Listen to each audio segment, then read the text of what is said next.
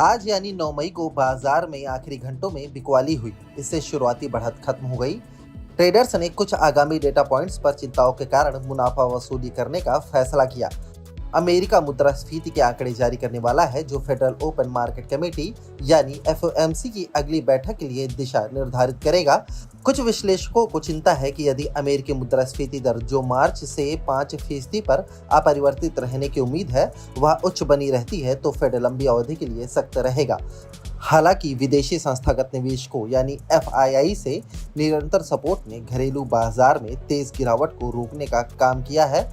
Nifty 50 index 1.55 अंक या 0.01% की बढ़त के साथ 18,265.95 पर बंद हुआ, जबकि बीएसई का सेंसेक्स दिन के अंत में 2.92% की गिरावट के साथ 61,761.33 पर सपाट बंद हुआ।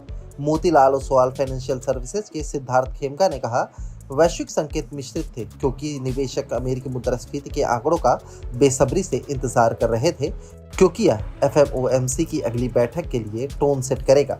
वैश्विक संकेतों और चौथी तिमाही के नतीजों के अलावा घरेलू बाजार बुधवार से शुरू होने वाले कर्नाटक विधानसभा चुनाव पर भी नजर रखे हुए है। चुनाव के नतीजे 13 मई को घोषित किए जाएंगे। जबकि निफ्टी में उच्च स्तर पर कुछ मुनाफा वसूली हो रही है, फिर भी कुल मिलाकर बाजार स्ट्रक्चर पॉजिटिव बना हुआ है। बीएसई में लिस्टेड कंपनियों का कुल मार्केट कैपिटलाइजेशन आज 9 मई को बढ़कर 276.22 लाख करोड़ रुपए पर पहुंच गया, जो इसके पिछले कारोबारी दिन यानी सोमवार 8 मई को 276.06 लाख करोड़ रुपए पर था। इस तरह बीएसई में लिस्टेड कंपनियों का मार्केट कैप में आज करीब 18,000 करोड़ रुपए बढ़ा है। हेडगेट के सीईओ राहुल घोष के अनुसार कल कैसे रहेगी निफ्टी की चाल। हेडगेट के सीईओ राहुल घोष ने कहा कि कुल मिलाकर उन्हें लगता है कि निफ्टी इंडेक्स के लिए आउटलुक पॉजिटिव बना हुआ है। इसके टेक्निकल इंडिकेटर्स के साथ आगे बढ़ने की संभावना है। जब तक यह निर्णायक रूप से 18,200 से नीचे नहीं आ जाता, तब तक इसमें सेंटिमेंट पॉजिटिव बना रह सकता है। उन्होंने आगे कहा कि निफ्टी इंडेक्स ऊपर बढ़ना जारी रखेगा, लेकिन धीरे धीरे कॉल और पुट की मात्रा बढ़ने के कारण बहुत अधिक समानता नहीं दिखेगी। वहीं मंथली एक्सपायरी के लिए उच्चतम पुट ओपन इंटरेस्ट 18,000 के स्तर पर है। ये लेवल इंडेक्स के लिए एक मजबूत सपोर्ट लेवल के रूप में कार्य करेगा। एलकेपी सिक्योरिटीज के रूपक डेक के अनुसार कल कैसी रहेगी निफ्टी की चाल। निफ्टी 18,300 से ऊपर खुला और 18,344 के उच्च स्तर को छुआ, लेकिन ट्रेडिंग के आखिरी कुछ घंटों में अधिकांश बढ़त को गंवा दिया। ये बाजार के अंत में 1.6 अंकों के नुकसान के साथ 18,266 पर बंद हुआ। कुल मिलाकर इंडेक्स ने पूरे दिन 18,345 और 18,229 के तंग दायरे में कारोबार किया, जो मजबूत दिशात्मक मोमेंटम की कमी को दर्शाता है। एलकेपी सिक्योरिटीज के रूपक डे ने कहा, इंडेक्स क्रिटिकल मूविंग एवरेज से ऊपर रहा, जो बाजार में अंतर्निहित ताकत का संकेत दे रहा है। इसके अलावा रिलेटिव स्ट्रेंथ इंडेक्स यानी आरएसआई ने सकारात्मक क्रॉसओवर दिखाया, जिसके अनुसार बुलिश मोमेंटम बना रह सकता है। moneycontrol.com पर दिए जाने वाले विचार और निवेश सलाह निवेश विशेषज्ञों के अपने निजी विचार और राय होते हैं। मनी कंट्रोल यूजर्स को सलाह देता है कि वह कोई भी निवेश निर्णय लेने से पहले सर्टिफाइड एक्सपर्ट्स की सलाह लें। मैनकाइंड फार्मा ने शेयर बाजारों में धमाकेदार एंट्री की है। आइए ऐसे में जानते हैं कि एक्सपर्ट्स ने इसके शेयरों में क्या सलाह दी है।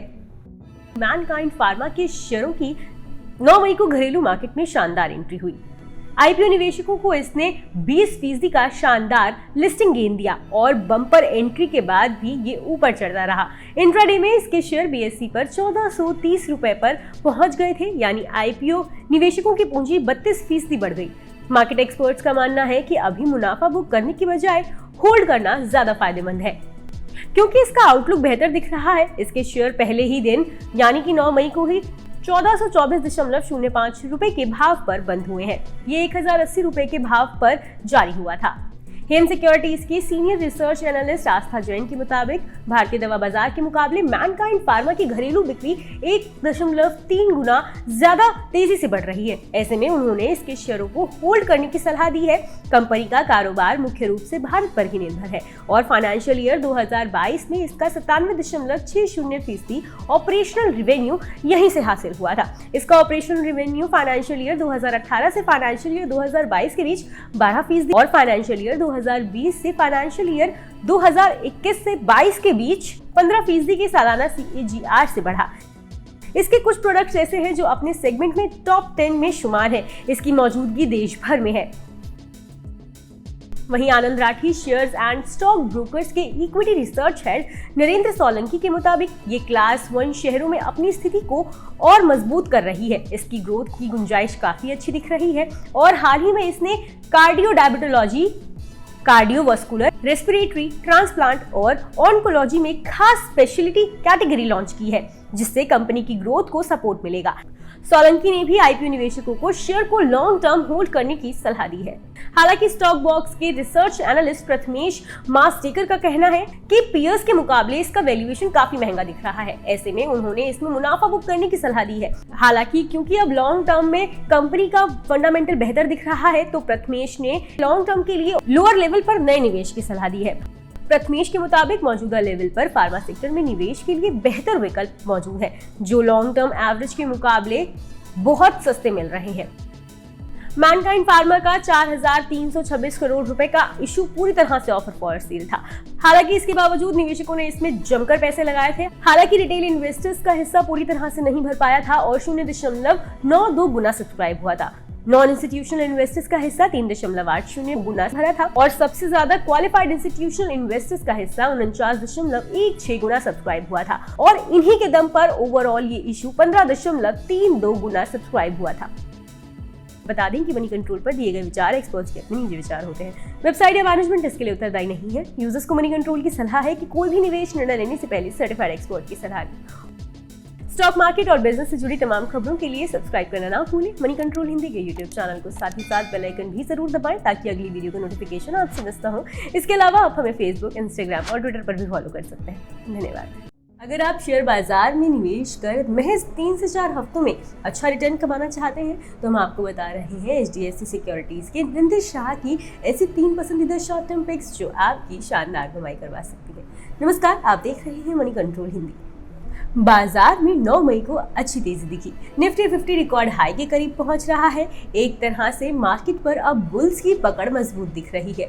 महज 10 कारोबारी दिनों में निफ्टी 700 पॉइंट से ज्यादा उछल चुका है। निफ्टी का रिकॉर्ड हाई 18,887.60 पर है। फिलहाल ये 0.38% के उछाल के साथ 18,334.60 रुपए पर है। इस बीच HDFC सिक्योरिटीज के senior derivative and technical analyst Nandish Shah के मुताबिक आने वाले हफ्तों में निफ्टी में मजबूती के संकेत मिल रहे हैं। नंदिश शाह के मुताबिक इसे 17,800 से 17,900 के लेवल पर तत्काल सपोर्ट मिल रहा है। वहीं 18,473 पर रेजिस्टेंस दिख रहा है और इसके बाद फिर 18,700 और फिर 18,888 के लेवल पर इसे रेजिस्टेंस झेलना पड़ सकता है। वहीं अगर इंडिविजुअल स्टॉक्स की बात करें तो नंदिश शाह के मुताबिक एंजल वन, MSTC और NOCIL में पैसे लगाकर अगले 3 से 4 हफ्ते में 13% से ज्यादा मुनाफा कमाया जा सकता है। चलिए अब बात करते हैं इन तीनों स्टॉक्स के लिए निवेशक कैसे स्ट्रेटजी बनाए। एंजल वन डेली चार्ट पर इस शेयर ने 1200 से 1220 रुपए के आसपास कई बॉटम बनाए हैं। मोमेंटम ऑसिलेटर RSI और MFI ऊपर की तरफ झुका हुआ है और 60 के ऊपर है, जिससे शेयरों में मजबूती के संकेत मिल रहे हैं। इसके अलावा एवरेज डायरेक्शनल इंडेक्स लाइन भी 25 के ऊपर है, जिससे मौजूदा तेजी जारी रहने के संकेत मिल रहे हैं। इसमें 1150 का स्टॉप लॉस रखकर 1390 से 1440 रुपए के टारगेट प्राइस पर पैसा लगा सकते हैं। फिलहाल BSE पर ये 1.25% के उछाल के साथ 1285.05 रुपए पर है, यानी कि टारगेट के हिसाब से इसमें निवेश कर 12% से ज्यादा मुनाफा कमाया जा सकता है। अगला स्टॉक है MSTC। Metal scrap trade corporation में मौजूदा लेवल पर निवेश कर 13% मुनाफा कमाया जा सकता है। ये शेयर अभी BSE पर 1.98% की मजबूती के साथ 314 रुपए पर ट्रेड हो रहा है। इसके शेयरों की तेजी को वॉल्यूम में उछाल से सपोर्ट मिल रहा है, जिससे मजबूती के रुझान बने रहने के संकेत मिल रहे हैं। स्टॉक 50, 100 और 200 दिनों के EMA से ऊपर है, जो शेयरों के लिए पॉजिटिव है। मोमेंटम ऑसिलेटर्स RSI और MFI भी ऊपर की तरफ बढ़ रहा है और डेली चार्ट पर 60 से ऊपर है, जो शेयरों में मजबूती के संकेत दे रहा है। इसमें 285 रुपए का स्टॉप लॉस रखकर 336 से 355 रुपए के टारगेट पर पैसा लगा सकते हैं। वहीं तीसरा स्टॉक है NOCIL। National organic chemical industries के शेयर अभी 0.93% की गिरावट के साथ 234.60 रुपए पर है। 9 मई को इसमें कमजोरी दिख रही है, लेकिन मौजूदा लेवल से ये करीब 13% ऊपर चढ़ सकता है, यानी कि गिरावट को निवेश के मौके के रूप में देख सकते हैं। इसके शेयरों ने टेक्निकल चार्ट पर 200 डे के EMA को पार कर लिया है। डेली चार्ट पर इसने 7 अक्टूबर 2022, 4 जनवरी 2023 और 20 फरवरी 2023 के हाई को जोड़ने वाली लाइन को ब्रेक कर दिया है। इसने डेली और मंथली चार्ट पर 200 रुपए के आसपास कई बॉटम बनाए हैं। मोमेंटम ऑसिलेटर की बात करें तो RSI और MFI ऊपर की तरफ बढ़ रहे हैं और डेली चार्ट पर 60 से ऊपर है। ये भी शेयरों के लिए पॉजिटिव है। इसमें 220 रुपए का स्टॉप लॉस लगाकर 255 से 265 रुपए के टारगेट पर पैसा लगा सकते हैं। बता दें कि मनी कंट्रोल पर दिए गए विचार एक्सपर्ट्स के अपने निजी विचार होते हैं। वेबसाइट या मैनेजमेंट इसके लिए उत्तरदायी नहीं है। यूजर्स को मनी कंट्रोल की सलाह है कि कोई भी निवेश निर्णय लेने से पहले सर्टिफाइड एक्सपर्ट की सलाह लें और स्टॉक मार्केट से जुड़ी तमाम खबरों के लिए सब्सक्राइब करना ना भूलें। मनी कंट्रोल हिंदी ये यूट्यूब चैनल को साथ ही साथ बेल आइकन भी जरूर दबाएं ताकि अगली वीडियो का नोटिफिकेशन आपसे मिस ना हो। इसके अलावा आप हमें फेसबुक, इंस्टाग्राम और ट्विटर पर भी फॉलो कर सकते हैं। धन्यवाद। 5% तक गिर सकता है ये शेयर। आज डीलिंग रूम में डीलर्स ने इस शेयर में कराई बिकवाली। 9 मई को सेकंड हाफ में बाजार पर बुल्स की पकड़ ढीली हुई। निफ्टी ने ऊपर से करीब 60 पॉइंट गंवाए। सेंसेक्स भी 200 पॉइंट नीचे गिरकर कारोबार करता नजर आया। वहीं मिड कैप और स्मॉल कैप की रफ्तार भी ठंडी हुई। उधर ऑटो इंडेक्स रिकॉर्ड ऊंचाई पर पहुंचा। बजाज ऑटो नए शिखर पर पहुंच गया, जबकि बैंकिंग, फाइनेंशियल, फार्मा और मेटल में भी अच्छी तेजी नजर आई। मिड कैप IT शेयर जोश में दिखाई दिए। अच्छे नतीजों के बाद 8% से ज्यादा की उछाल के साथ बिरला सॉफ्ट FNO का टॉप गेनर बना। इसके साथ ही FSL, टाटा एलेक्सी और LTTS में भी रौनक दिखी। उधर 7 तिमाही में सबसे ज्यादा मार्जिन के बाद NGL का स्टॉक 8% उछल गया। ऐसे में बाजार की डीलिंग रूम्स में किन 2 स्टॉक्स में सबसे ज्यादा एक्शन देखने को मिला है, चलिए जानते हैं। लुपिन नतीजों से पहले डीलर्स ने इस स्टॉक पर BTST यानी आज खरीदने और कल बेचने की रणनीति अपनाने की राय दी है। तो अगर आज आपने इस स्टॉक को खरीद लिया है तो कल इसे बेचकर अपना मुनाफा कमा सकते हैं। डीलर्स का कहना है कि HNIs की तरफ से खरीदारी देखने को मिली। इसमें लक्ष्य के रूप में 765 से 770 रुपए के स्तर दिख सकते हैं। 9 मई को इस शेयर में नए लॉन्ग बने हैं। रेन इंडस्ट्रीज दूसरे स्टॉक के तौर पर डीलर्स ने रेन इंडस्ट्रीज के शेयर में ट्रेडिंग की सलाह दी है। डीलर्स ने रेन इंडस्ट्रीज में मंदी करने की सलाह दी है। उनका कहना है कि घरेलू फंड्स की तरफ से इस शेयर में बिकवाली हुई है। वहीं ग्लोबल स्तर पर CPC की कीमतों में दबाव नजर आ रहा है। डीलर्स के मुताबिक ये शेयर 4 से 5% गिर सकता है। बता दें कि CNBC आवाज पर हर दिन एक खास शो कमाई का अड्डा में एक खास सेगमेंट डीलिंग रूम चेक पेश किया जाता है, जिसमें यतिन मोहता सूत्रों के द्वारा ब्रोकरेज हाउस के डीलिंग रूम से ये जानकारी हासिल करते हैं कि आज किन 2 स्टॉक्स में ब्रोकरेज ने अपनी क्लाइंट्स को सबसे ज्यादा ट्रेड लेने की सलाह दी। डीलर्स ने आज कौन से शेयर खरीदे और बेचे हैं और आज के टॉप ट्रेडिंग आइडियाज क्या है। इसके साथ ही किस वजह से डीलिंग रूम में इन स्टॉक्स पर दाव लगा है या किस स्टॉक में आने वाले दिनों में कितने रुपए तक और तेजी नजर आ सकती है। बता दें कि यहाँ मुहैया जानकारी सिर्फ सूचना हेतु दी जा रही है। मार्केट में निवेश बाजार जोखिमों के अधीन है। निवेशक के तौर पर पैसा लगाने से पहले हमेशा एक्सपर्ट से सलाह लें। मनी कंट्रोल की तरफ से किसी को भी पैसा लगाने की यहाँ कभी भी सलाह नहीं दी जाती है।